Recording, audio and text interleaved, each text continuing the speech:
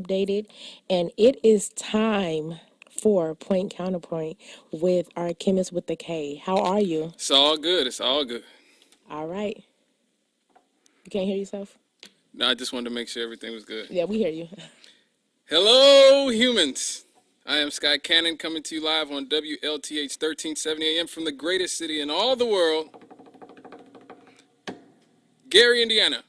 And this is the Counterpoint. Well, folks, just when you thought the political climate in America couldn't get any more ridiculous in the era of Trump, God blesses us with another comedic windfall. It seems that the Republican Party has found a new star, a man who will definitely stir things up in Washington. And his name is Kid Rock. Yep, that's right, folks. Rocker Kid Rock, who at one point called himself the pimp of the nation, seems to be the newest rising star in the increasingly cartoonish Republican Party. The Detroit-born rocker, named Robert James Ritchie, who has had one of the more bizarre career arcs in the music industry, has been the darling of Fox News over the past few years, regularly voicing his support for the Confederate flag, even though he's from Michigan, and Republican politicians. Just recently at one of his shows, he pandered to his increasingly right-wing base by telling them that he didn't need to be told that Black Lives Matter, and started chastising Colin Kaepernick for sitting and kneeling for the national anthem by yelling, "F Colin Kaepernick." But much like Trump, it seems that this is a man who seems to be more of an opportunist than having any real moral or ethical values. You see, when I was a kid, an actual kid, Kid Rock was a rapper, and not just your average rapper. He was your probably most comparable to a more sexually explicit Vanilla Ice. He was what we would call a wigger, a white person who goes out of the way to adopt the culture and mannerisms of black hip-hop culture. He toured with rap royalty like Ice Cube and Too Short and Boogie Down Productions and ingratiated himself with hip-hop's elite. He even dated black women and has a black son. It was apparent that he was trying very hard to be accepted into a culture that he as a suburban white boy would have a problem being invited into.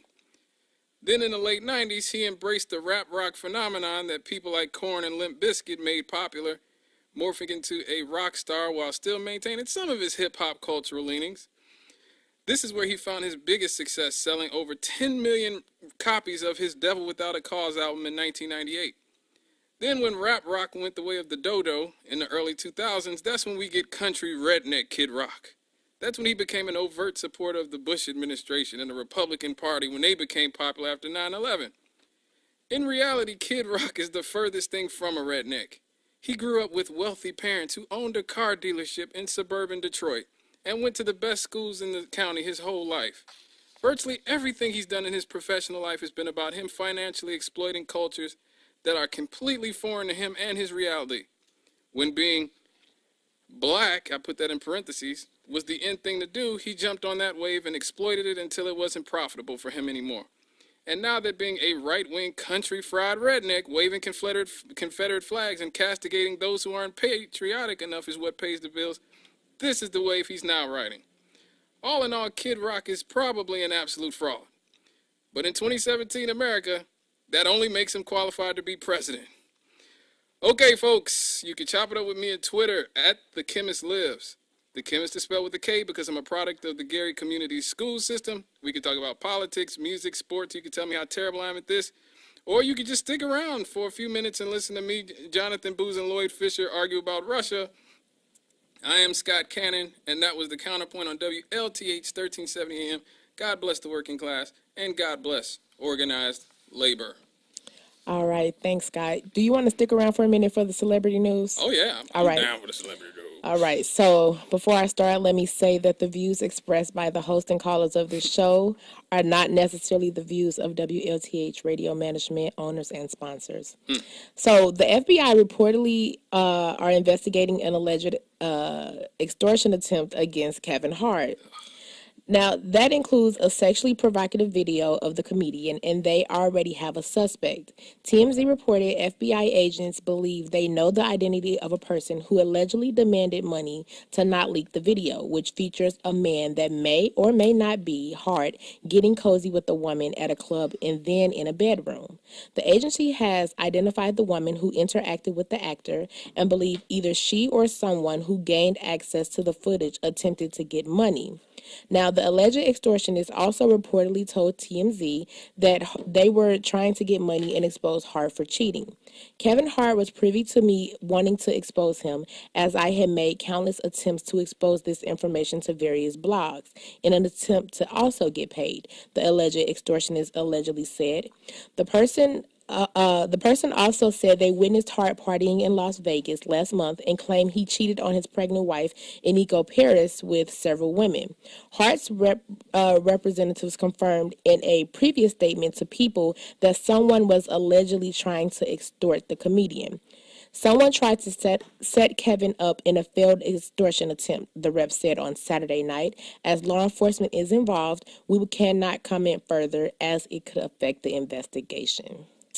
Now, keep in mind that this is like the third time in 2 months that Hart has addressed cheating rumors. So they caught him in the car, remember? Yeah, and he just recently he just put out the video, like an apology video to Eniko.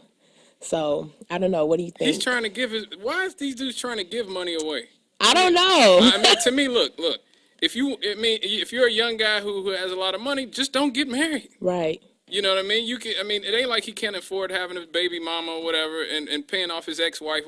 But why do these dudes keep getting married if they're not ready? And right. And like I never bought this whole hey, a real man does what he wants. No. To me, if you're lying and cheating on a black woman, to me that's just as bad as dudes calling dudes Uncle Toms and sellouts for something else. Right. She ain't signed up for that. Right. She ain't signed up for that. So to me, like, just don't get married, dude. And they say he had allegations from his ex-wife that his current wife is the one that he cheated on her with.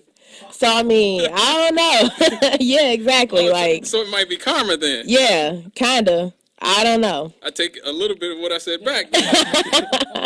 Yeah, I don't know, but I just wanted to see what your take was on that. Absolutely. All right. I have the weather here one more time before I move out of the way so that issues and answers can take over. Right now, it is currently 69 degrees outside. The low for today will be 63. Tomorrow, it will be rainy with a high of 79 and a low of 63. On Wednesday, it will be sunny with a high of 88 and a low of 68. On Thursday, it will be slightly cloudy with a high of 87 and a low of 65.